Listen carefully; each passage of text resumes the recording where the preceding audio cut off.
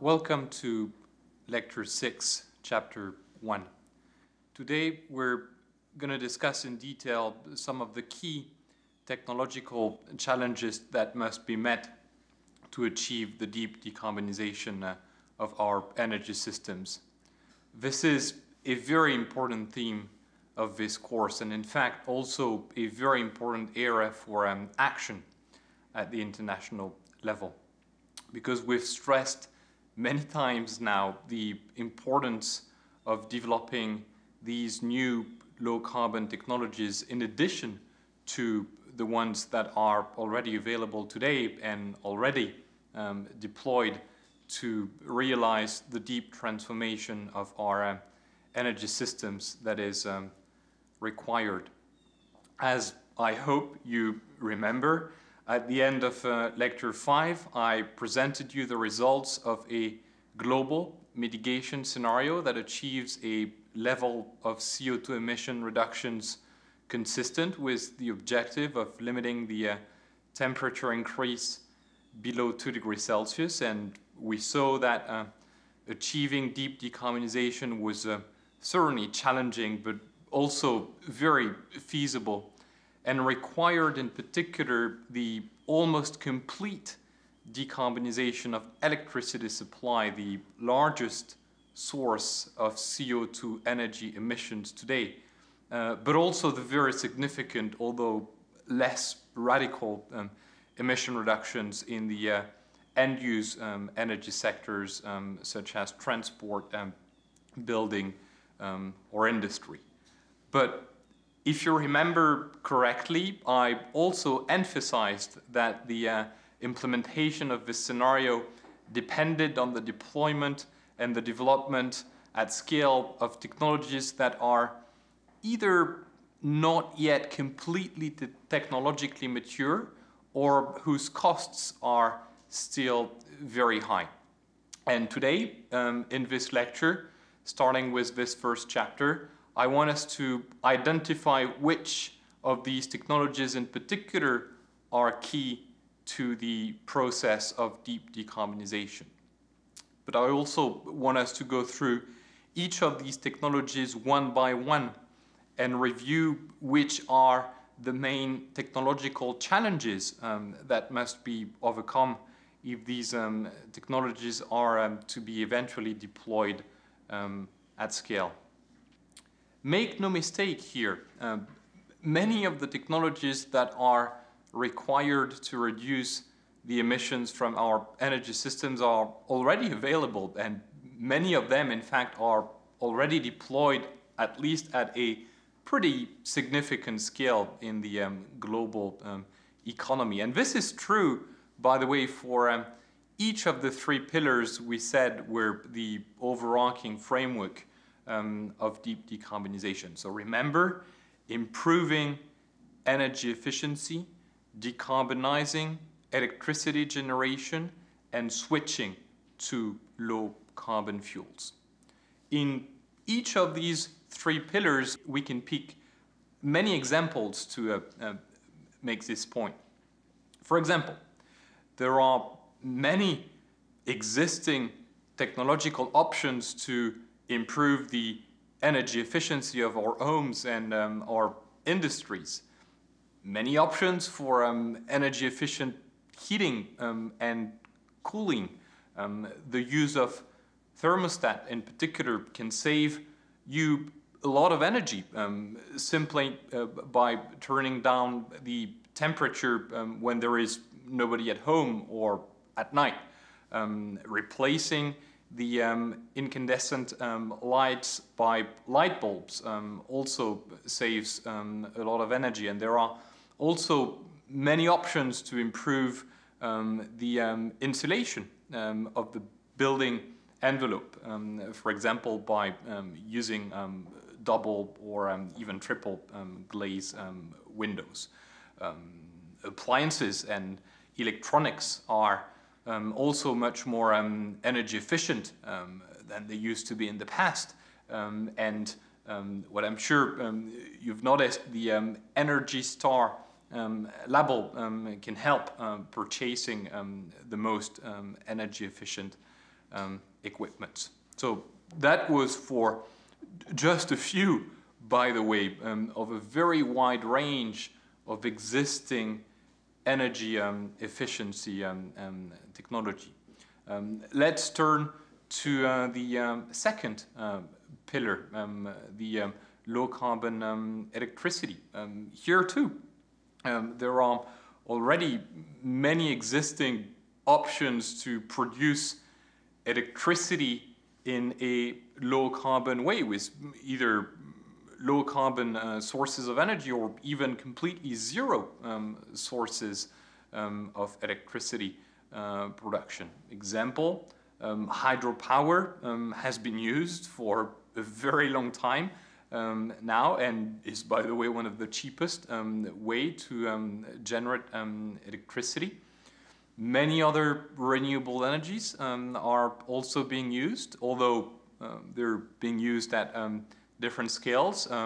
Onshore or offshore wind, solar photovoltaic or concentrated solar power. Some of them have even reached what we call the grid parity. What is it, the grid parity? Complex term for a very simple concept. It is the cost at which the low carbon technologies are become competitive with the other alternative forms of energy. And some of the renewable energy, certainly not all of them, and certainly not everywhere, have reached the grid parity with some of their high carbon alternatives. Nuclear power is also used by several countries, in fact close to 40 countries to generate electricity. If we go to the transport sector to discuss some of the existing low carbon technologies, there are already a wide range of full efficient, hybrid, sometimes even completely battery electric light duty vehicles, so for passenger transportation. There are also vehicles using ethanol produced from biomass-derived sugars and starch, lots of them, for example, in Brazil. And also some natural gas or electric hybrid powered buses in many of the cities around the world, and by the way, not only in the developed countries, but also in large parts of the developing world already. So, to summarize, there are already lots of energy efficient and low carbon technologies that are available today and deployed at some scale. It's true that they might not yet be deployed at a sufficient scale to reach the challenge, to meet the challenge of the deep decarbonization of our energy system, but it's also true that they're poised somehow to achieve much higher penetration rates in the future if we're to implement the right policies to incentivize their further deployment, and in particular the pricing of carbon that will increase the price of their high carbon alternatives. And you can think of many different ways